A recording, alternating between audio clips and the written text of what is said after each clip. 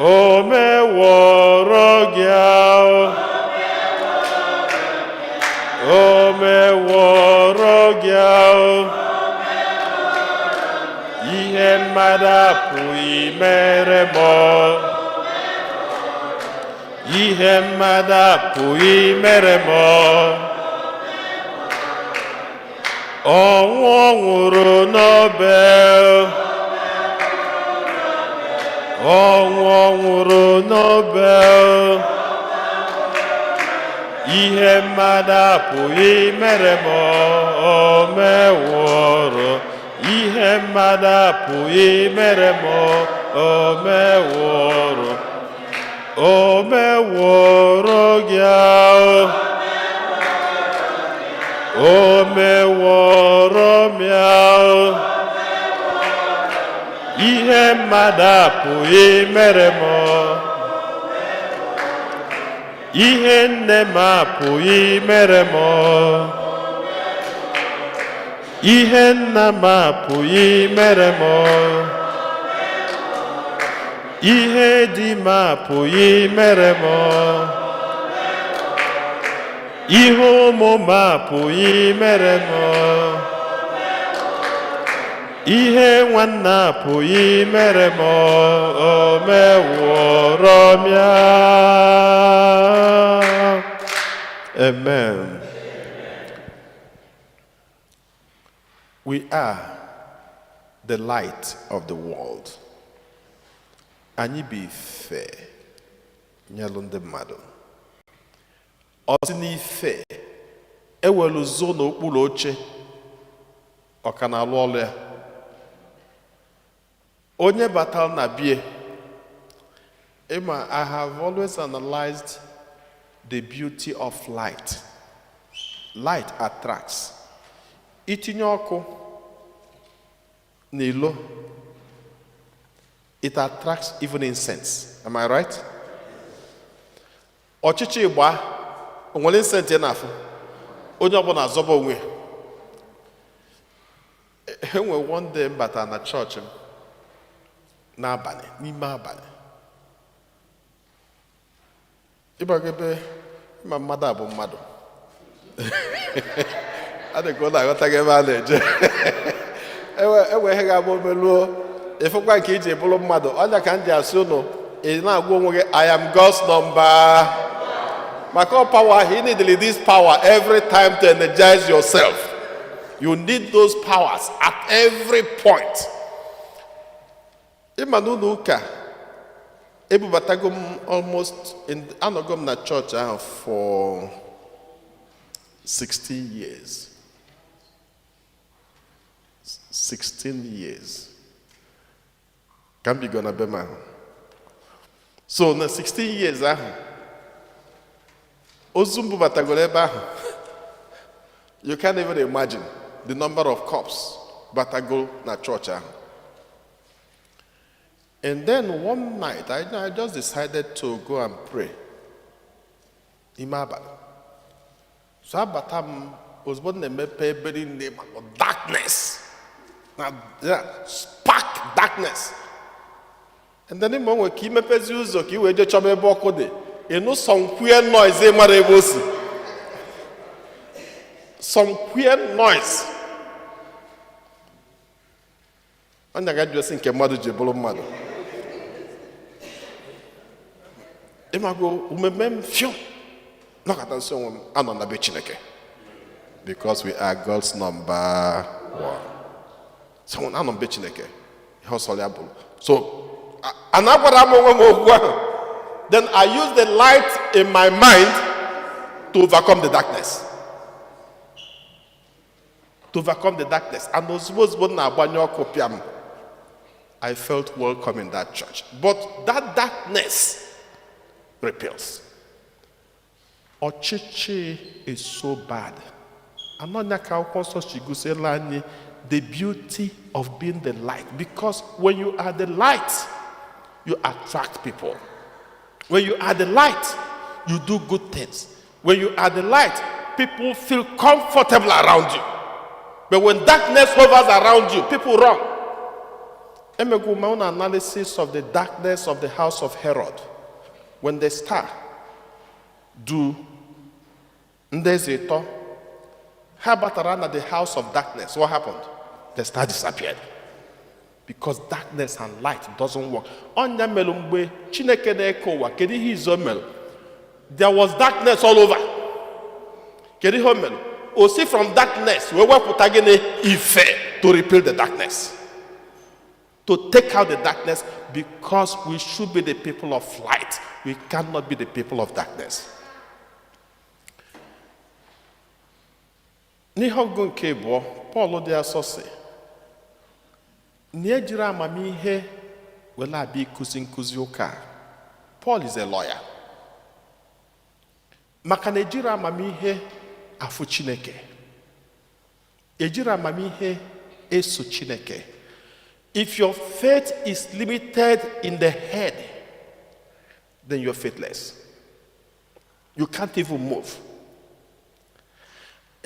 Ejimomba na-eme philosophy for 4 years. Imamba ahụ brain gị na-apụ ọkụ. Ị na-ajụ why this, why that, why? Ajụkọtara why n'ụwa. Ajụgidere why. Even sometimes ị ga-ajụgide why ajụkwo why dị sure na onye amama gị why. You will be why. And the worst part of this why, but now why, never get to any good answer. Because by the time you get to this answer, another thing begins, why?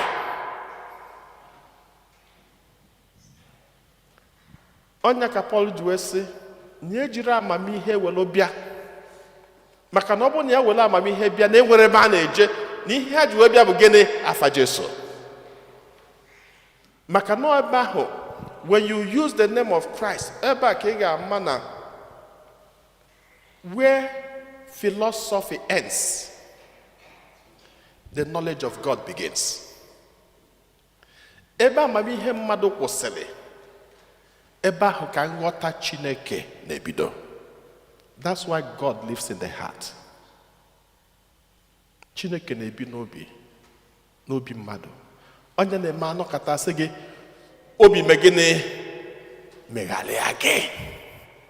A na-asị isi gị megharịa gị. Maka isi kpọchie omego gịnị? Ọ kpọchigo. Sọsọ ihe ahụ ọ na-aghọta ka ọ na-aghọta. Mana enwe ebe ọ ga-abịa elu asị, ajụọ ga-asị gị, ma ọ bụ onwe ebe ọ ga-abịa efuruo mọzụ mmadụ bịa omega aka na otie gị aka n'obi ọsị gị gịnị? Dajụọ. Because this is where it is. Ebe a ka compassion dị, ebe a ka humility dị, ebe a ka ihe ọma mmadụ nwere ike ime n'ụwa n'ụwa, ebe a ka ọ ga-abụ ọ gbatara ebe a isi maka Chineke, maka njarapụ ha. Ije n'ihe ọgụgụ nke mbụ ewetara akwụkwọ nke Aịzaya, o gosi anyị ihe Chineke na-atụ anya n'aka anyị. Dị na ọbịa n'etiti, o gosikwa anyị ngọzi ga-adịlị gị na ọ bụ na ime ihe a Chineke na-atụ anya. O gosikwazi anyị ihe ndị kwesịrị ime dịka mmadụ. Nke mbụ, o gosiri anyị ọsị, nyelu ndị ihe na-esili ike aka. Help the hungry. Help the oppressed. Nyelu ndị mmadụ aka. Kedu etu ị ga-esi wee nye aka? Ọ n'isi ka ọ dị? Mba, ọ n'obi. Onye nweghị ụbọchị nkọlụ na akụkọ maka Teresa of Calcutta. Mother Teresa of Calcutta, about bread and factory. I don't want to that story, but it's a very long story. I will just use it briefly to explain this. Mother Teresa, because they pick up children from the garbage. Na garbage, Mana sisters of charity, they only depend on people's charity they don't have. Ofichasi nwatakịrị nwa ndị adọrọ na convent. O wee kulie wee galiba and go to a bakery. Mgbe o lutere na bakery ahụ, onye na-ele onwe bread, onye ndị nwe bread.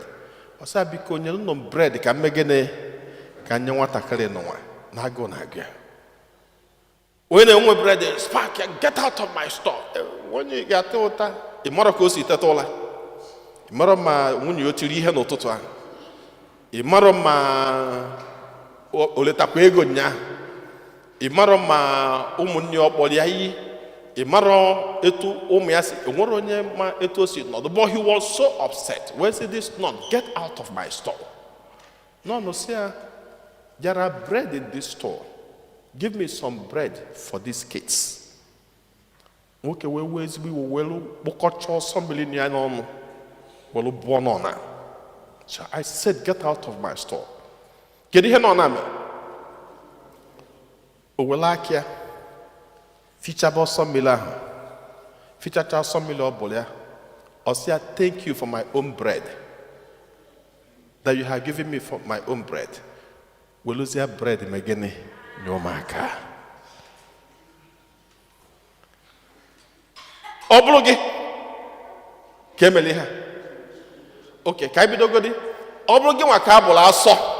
Makani jeli melu mmado gogiri kiyeme.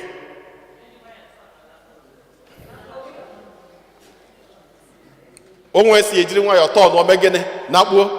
Nke a bụ one option. Enwere onye ọ ga-abụ ọ bụla ibuo ya asọ ahụ. Ọ sị ịmakwa onye ya bụ. A normal typical Igbo person ọmụ ka ịbụrụ asọ. Oh no, na tata ka ọ ga-abịa ekwucha ya omegene. Nọta ka ọ ga-abụ. Na ma ejezie na ama in fact na eme azụzi ahịa na store tata. Ewebidie. Ọ sị, thank you for my own bread. Nye m bread ka nye nwatakịrị n'ụwa. Ozugbo kwuru okwu ahụ ka nwoke a ghọtara ihe ya melụ. Nwoke wee banye wee bute bread. Welu nye yọbazia biko gbaghalịa. He used humility, calmness, heart, excluding bread, to pass a message to this man and to secure food for the orphans. Give food to the hungry.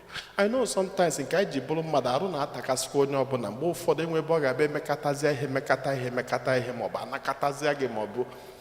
Be age where Maka, if no one Nigeria, we could be Banakatazia, Nakatag, Nakate, Obonobuni, Krepa Buchakun in the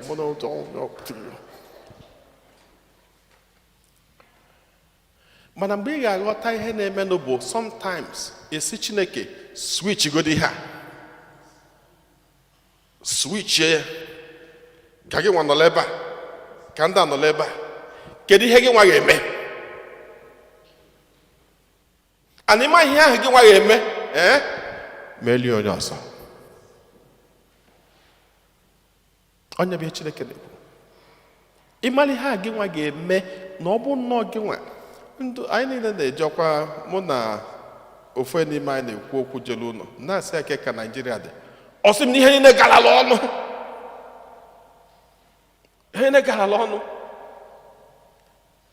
ije welu 50,000 je ka igote ofu ofe ihe ofe ị na-aba ahịa ọ dị ka ezulu ego gị iyekwe na 50 ihe ya ma 50,000 a na-agụ ka igugide wee banyezie ka ije gote ị na-ego ofu mkpụrụ anụ a mezudo ofe ọ ga-abụ ime etu ya kasị ata anụ mgbe ahụ ọ ga-abịa weta ofu a na-eke ya efe ụmụaka ise ọnya ka ị ga-eji 30,000 wee go ụfọdụ 20 bivi na-egote yọbasị na ose na nnu na mgbomgbo 50,000 agwụna mmadụ ole nọ n'ụlọ ahụ mmadụ isii eri ofe a 2 days or 3 ejuzi onwe gị ego ole ka ị nyedere ndị a ihe ahụ akwa ego ofu ofe for 1 month ka inyere ha mana ihe ihe n'anya ihe inyere ha bụ gịnị 50,000 a na-eji eso kpọ 50,000 o buo ibu n'anya buo ibu na ntị buo ibu n'isi but we don't factor the situation enwero n'ime anyị niile ije na Nigeria nọ 1 month irie less than 3 to 5 million naira sọsị ihe iji nri na ndị bịalụbeghị ime n'afọ na now all the same human beings ka anyị na-enye 20,000 then the next thing anyị ga-judge is bụ After all, ọmụsị ya jee mụọ nwa. After all, ọmụsị ya jee nụọ nwaanyị. After all, onye ka Paul ji wee sị na ada eji si ụlọ ejie n'obi. Enwere onye asị ya gbuo onwe, mana onye ọbụla maka o si dị elu amalụ ka o si nọdụ. Onye ka Paul ji asụzụ na it is for the sake of Christ. Ọ bụrụ ha na Christ abanyere na ya, you won't understand it. Eji na mmadụ sọsọ ihe ga-enyelu gị aka iji wee ghọta ya, ana sọsọ ihe ga-enyelu gị aka iji welu mee ụdị mmemme a na-ekwu maka ya bụ gịnị? For the sake of Christ. Onye ka Paul ji wee sị na ya dropụrụ every law because he's a lawyer, and he said, I was trained under the feet of Gamaliel, who is a very powerful lawyer. I am very knowledgeable, but when it comes to Christ, I drop every knowledge and use the name of Christ and operate from the Holy Spirit. That is Paul. O say akwụkwọ nsọ sị na ọ bụ na ị nwee ike menwe ihe ndị a niile, that God will heal your wound. Nene ihe ọgụ nke mbụ, God will heal your wounds. Charity attracts God's blessings. Whether you like it or not. It's your gender. It go maka David of ma. Even there was a time David was a man after God's own heart. David worked for it. And not work for it intentionally to attract the will and the blessings of God unto himself. You understood it. There was a time David in a me, Ogaije 1, 2, 3, 4. To offer sacrifice. As long as you will energy, you will not give ya. Now offer Chineke sacrifice upon his steps. David, what shall I do for you? Now Chineke was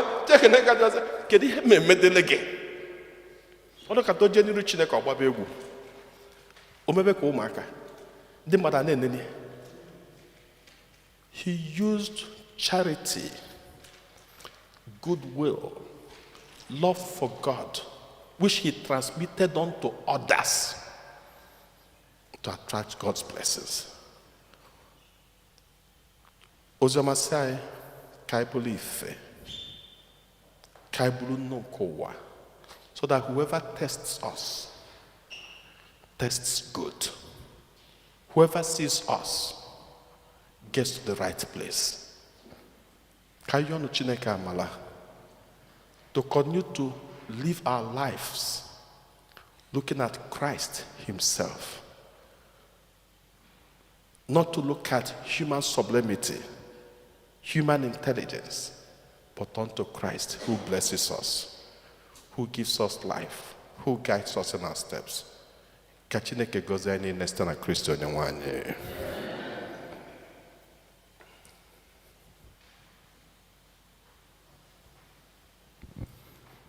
Ekwem n'otu Chineke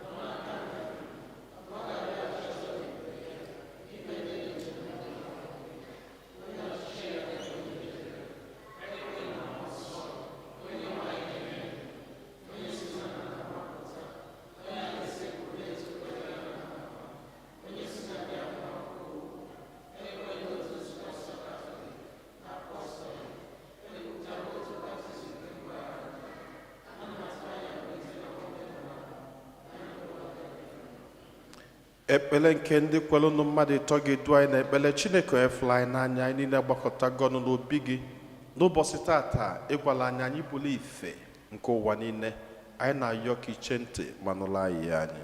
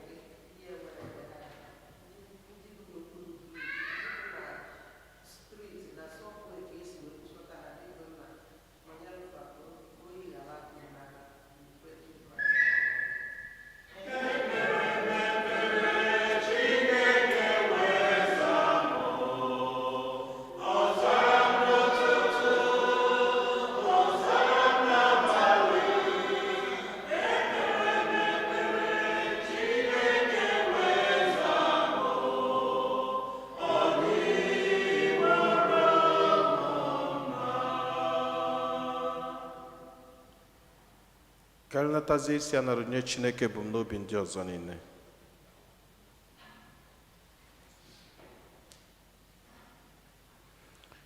Ihe ndị a niile ka anyị yọọ ma kwere na ị ga-emela anyị karịa ka anyị pụrụ ịyọ gị site na Kristi onye nwe anyị.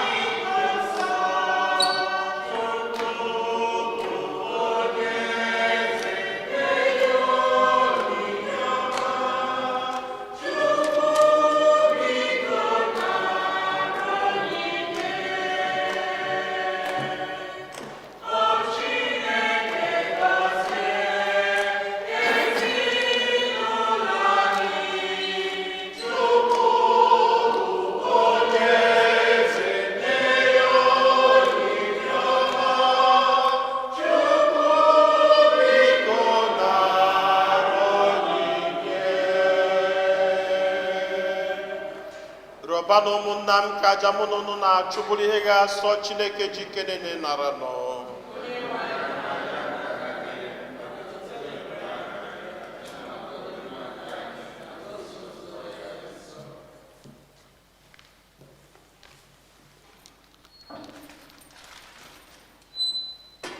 Dị nwanụ Chineke anyị, ọ bụ gị jiri ebere jiri ihe ikere eke tọọ ntọala enyemaka maka adị ike mmadụ. Biko mee ka onyinye ndị a ghọrọ anyị ihe ọgbụgba ndụ nke ebighị ebi. Ayọrọ ka site na Kristi onye nwe anyị. Onye nwe anyị nọ n'elu ụlọ.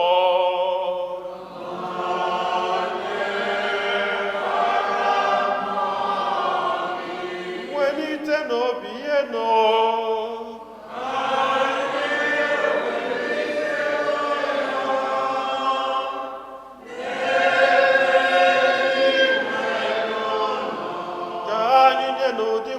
Chukwu anyị ekene.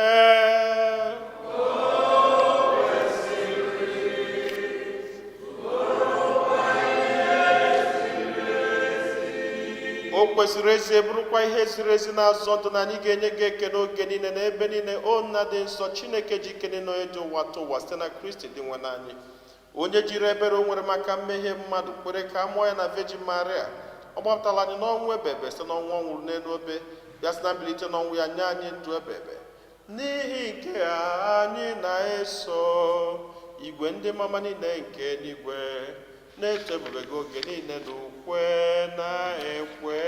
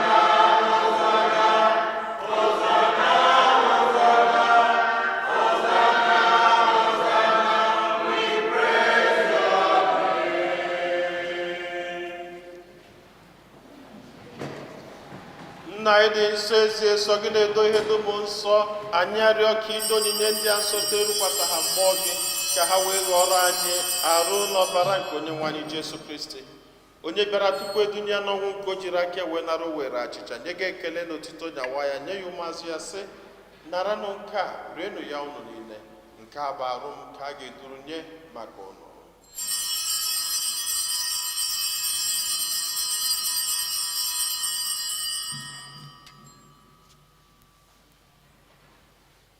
otu akwa ka o siri mee mgbe ha richara nri anyasị o buru iko mmanya nyekwa gị ekele na otito bunye ya ụmụazụ ya sị, naranụ nke a ṅụọnụ ya unu niile, nke a bụ iko nke ọbara m nke ọgbụgba ndụ ọhụrụ dị ebebe, a ga-agba ya n'ihi nna n'ihi mmadụ niile ka e were gbaghara njọ, na-emenụ nke a na ncheta nke m.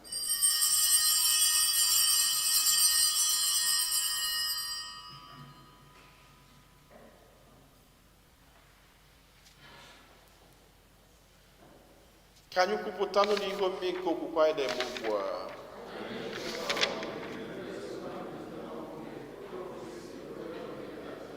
Nna, na ncheta nke ọnwụ na mbilite n'ọnwụ nke nwa gị, anyị ebunye gị achịcha nke ndụ na iko nke nzọpụta. Anyị na-ekele gị n'ihi na ị kwere ka anyị dị mma ikwuru n'ihu gị na-efe gị. Anyị ji ume a na-arịọ ka anyị bụ ndị na-anata arụ n'ọbara nke Kristi bụrụ otu site na njikọ nke mmụọ nsọ. Nna, cheta nzukọ gị gazuru ụwa niile, menụ ka ịhụnanya gị jupụta ya. Gọzie pope anyị bụ Leo na bishọp anyị bụ Robert na ndị ofe ọlta gị niile. Chetakwa ụmụnna anyị ndị ji okwewe gaa n'ezumike nke ọnwụ, kpọbata ha na ndị ọzọ niile nwụrụ anwụ n'ihe nke ebube gị. Biko meela anyị niile ebere. Ka anyị soro Virgin Maria dị ngọzi nne nke Chukwu na ndị apọstụl na ndị nsọ gị niile ndị mere uche gị na wee keta ndụ ebebe. Ka anyị sorokwana ha na-eto gị na-edo gị ebube site na Jesu Kristi nwa gị.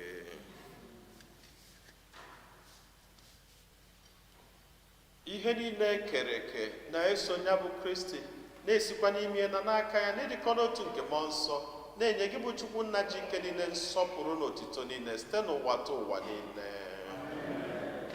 Nna anyị nọ n'eluigwe,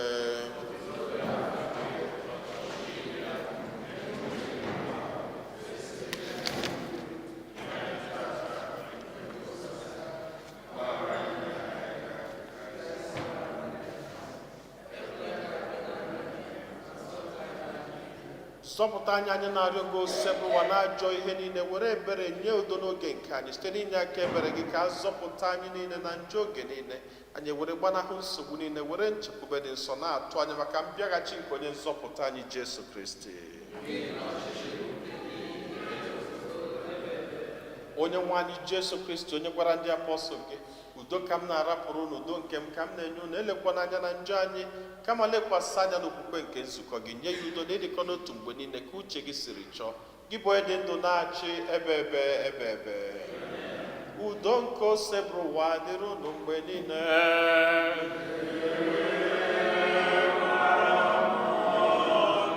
Nyerịta n'onwe unu wee kene nke udo.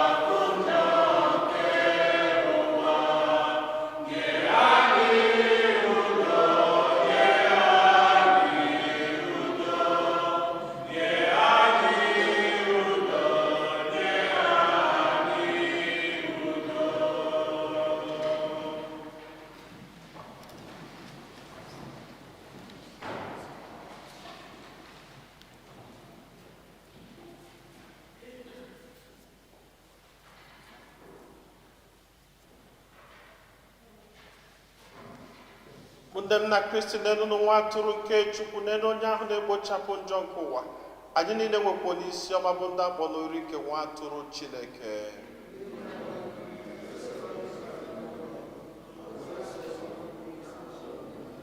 Karụ n'ọbara Kristi chekwaba anyị niile wee rue na ndụ ebebe.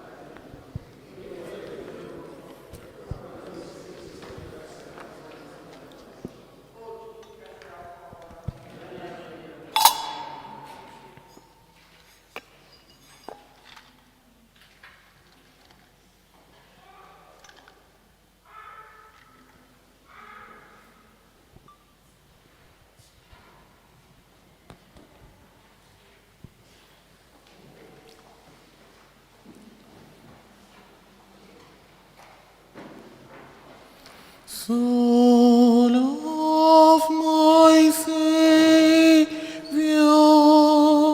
sanctify my praise. Body of Christ, be thou my saving grace. Lord of my Savior, lead me thy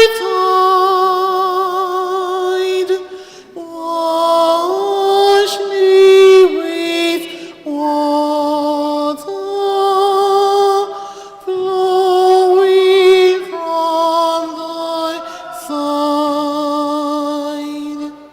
Strength and protection, may thy passion be. Oh, blessed Jesus, hear and answer me. Deep in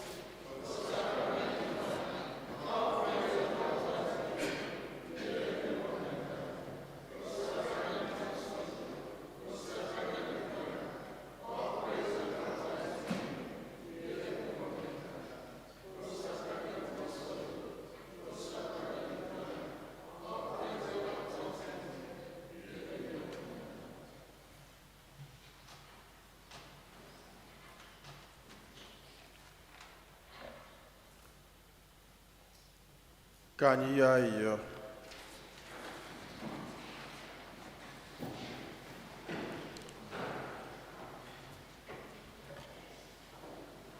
Chineke, ọ sọrọ gị ikenye anyị oke n'otu achịcha na iko, biko nye anyị amara ibi ndụ iji bụrụ otu n'ime Kristi, ka anyị na-amịta mkpụrụ ga-ewetara ụwa aṅụrị nke nzọpụta.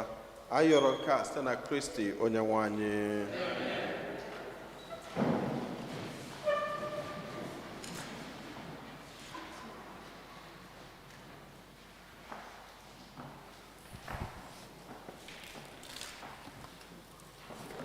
Otodri Jesu, second collection. Come and see what the Lord has done for me. Come and see what the Lord has done for me. Come and see what the Lord has done for me. It's way to be made, I would really pay. Come and see what the Lord has done for me. Come and see what the Lord has done for me. Come and see what the Lord has done for me. It's way to be made, I will really pay. It's way to be made, I will really pay. It's way to be made, I will really pay. It's way to be made, I will really pay. Come and see what the Lord has done. Otodri Jesu, in our parish announcement, to help our liturgy. Okay. The Igbo community of St. Fortunata invites you to attend the 1 p.m. Mass on February 15th, celebrating the flight of the Holy Family into Egypt. The Mass will be celebrated by Bishop Robert Brennan. All are welcome.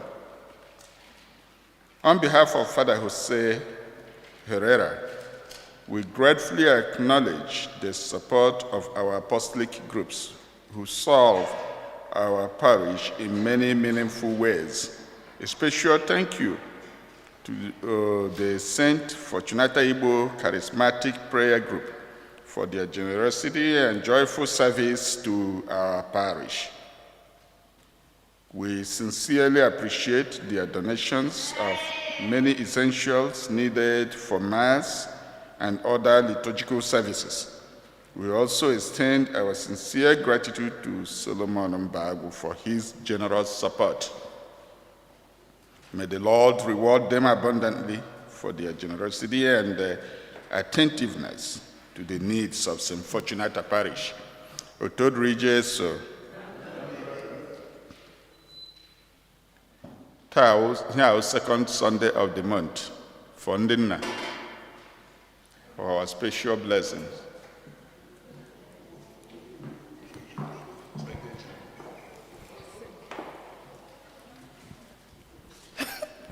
Ndinna, kulie nunu. Ụmụ Chineke zukọna, anyị zukọna, ụmụ Chineke zukọla n'obi Chukwu.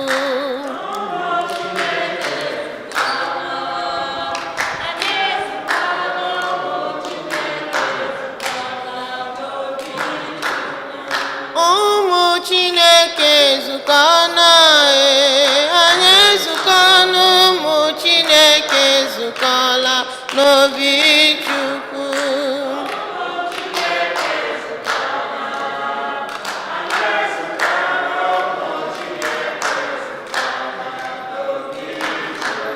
Ndị agha Chineke mere mma, bịa lelee ndị agha Chineke mere mma, ha so na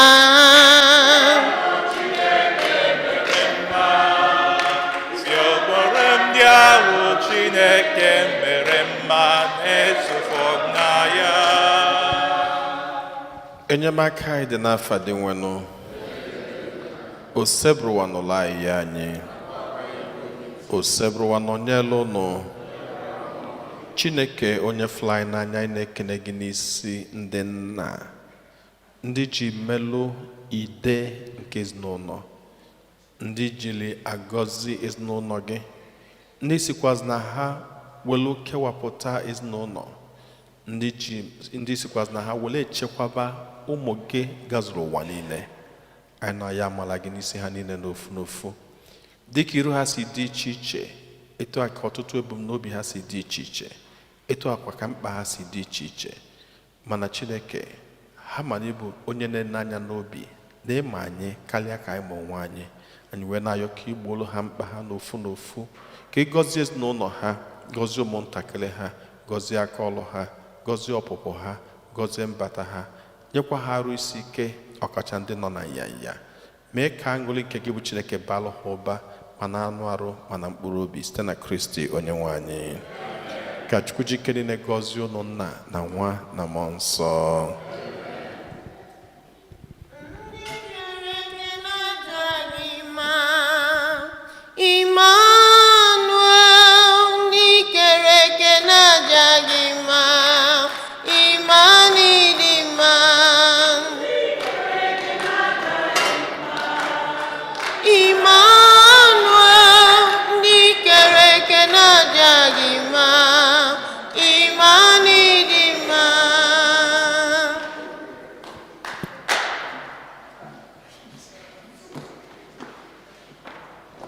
Otodri Jesu.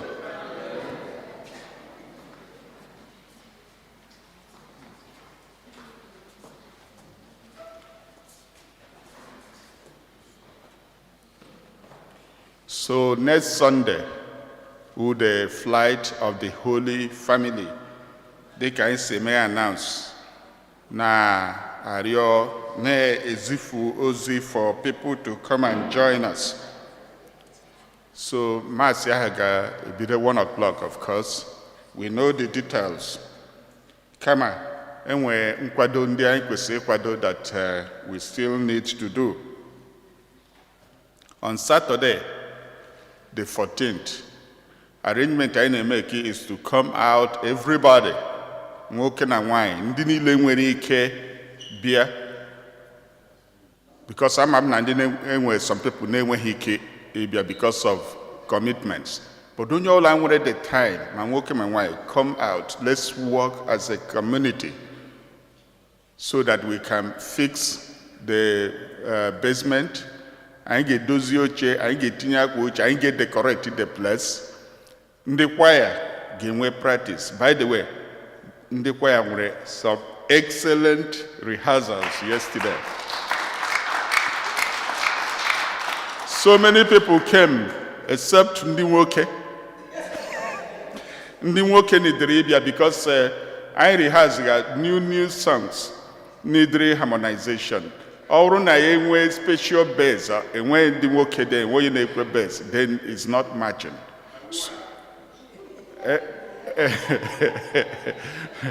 And they were pretty good in the So on Saturday, the plan is to see if we can start. Or when him in a basement, I got start here around 1 o'clock so that we can finish.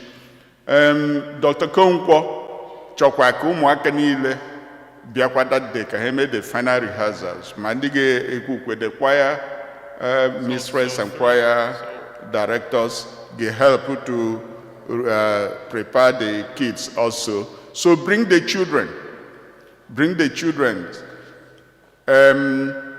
The altar servant, we would like to have some rehearsals that day. So anybody that I see that day will be the one to serve, because anyway, certain things are different when the bishop is here to carry the mitre and the crozier.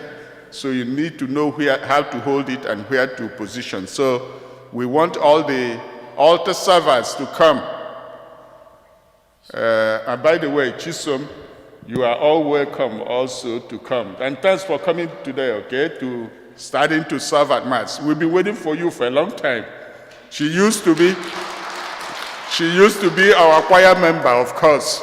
Even as the mother was still carrying her in her womb, she had always been there for us. So we've been waiting for her to join the altar service and then continue to be a member of the choir. So please, I encourage everybody, because when we all come out and do things as a community, only bring guys together. Only bring guys together, and it's a special thing. I hold those on the men at their own, the other members of the community, the way they do it. So we want everybody to come on Saturday. So I may announce to specify the time, my kuchara in the parish, to make sure that when the Ozogano here earlier that day, it will be on Saturday, and we want everyone to come. Everything will be going on at the same time. Otod Regis, regarding the flight also, I collect our community members, how they have responded, how they've been helping, they make donations. If you can donate anything in terms of drinks and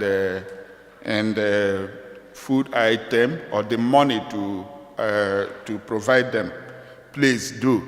We need the services and the items from all our community members so that we can work together. Thanks to Fortunata for Friday. I engage our member, our bereaved, our deceased member. I got my condolence to the family, and it was okay. Despite the weather, despite the condition, many of our community members came. But we do understand, sometimes it's not possible on a Friday evening to come out like that. But I'm grateful. The family welcomed us, and I'm very, very happy to go there, and they were happy to see us, So, that there were certain things, other things we're supposed to do. One of them is to a contribution. But because of the flight, the commitment, we haven't started it. Immediately after the flight, I created a committee of friends forum so that I make the donation and send to them.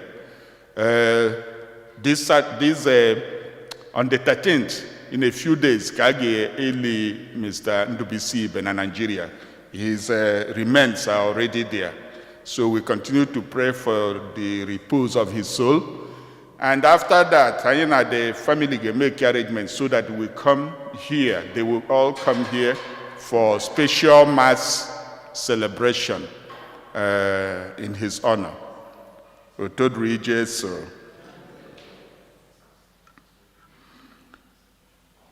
On Wednesday, birthday this week. Birthdays. How about anniversaries? Okay. Anybody worshiping with us for the first time? All right. Otod Regis, so happy Sunday to everybody. Just a reminder, Dr. Nna, enwere onye gụrụ anya ọmalịcha ihe ọgụgụ n'Igbo. Anyị kwesịrị inye onyinye maka ihe ọgụgụ ọgụ. So ọ bụzia na anyị adịrọ ready today. I got it ready. Okay, today. Yeah. Okay. So ọka ka mma ga-enye ngwa ịnachatazi andoche gị ka iweta ka anyị nye. Sure. At least ka anyị nye n'iru ndị mmadụ ka ọ dị happy. So ọ gụrụ anyị ọmachi ihe ọgụ na Christmas mgbe onye ọ na-anọrọ ya. And she did so well. Yeah.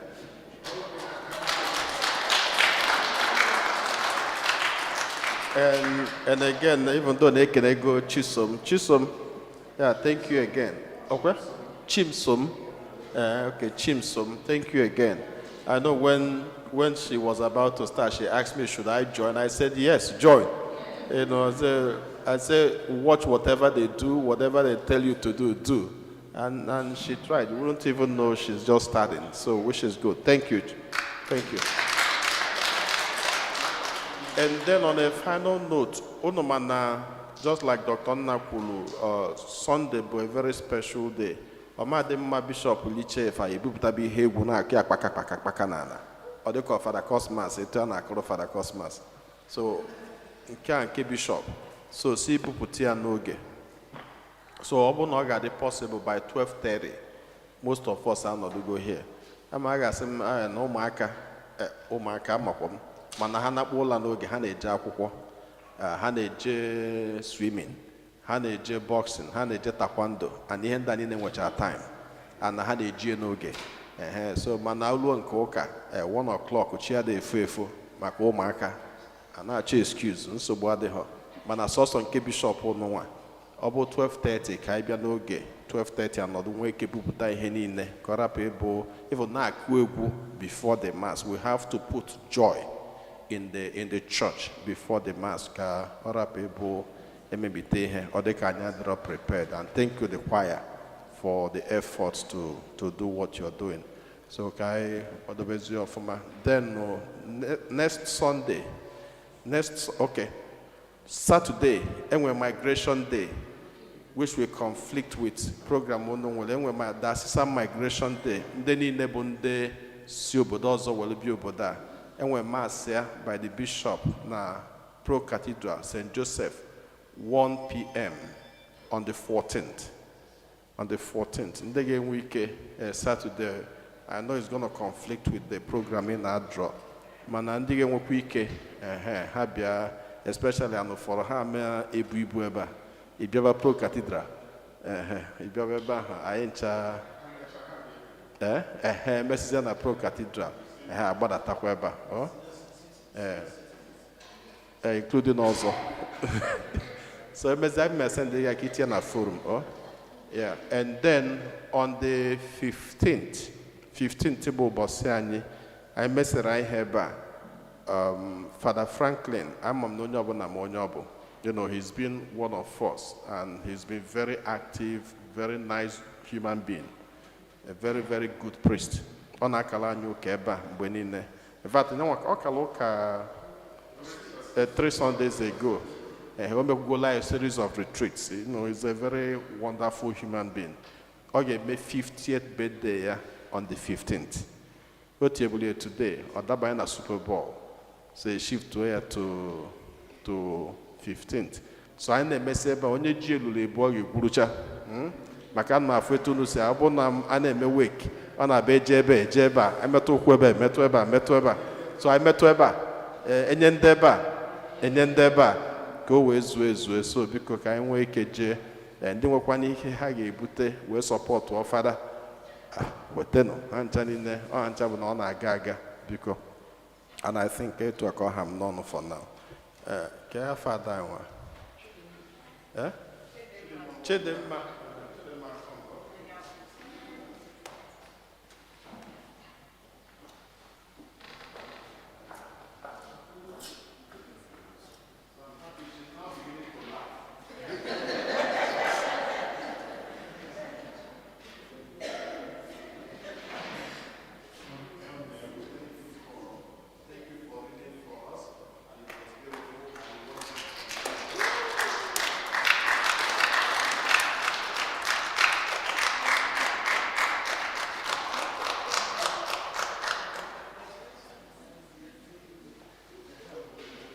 Onye nwe anyị na onye lụnụ.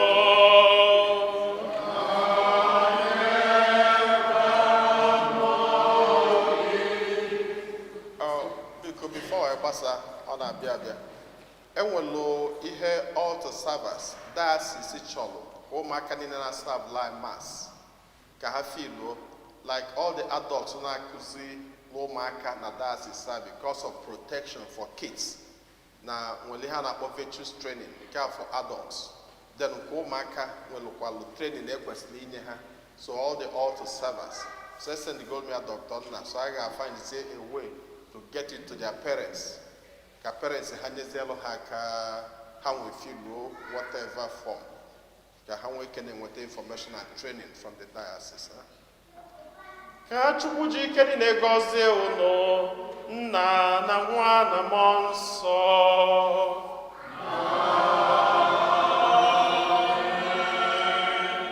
labanụ misa gwụsịgo.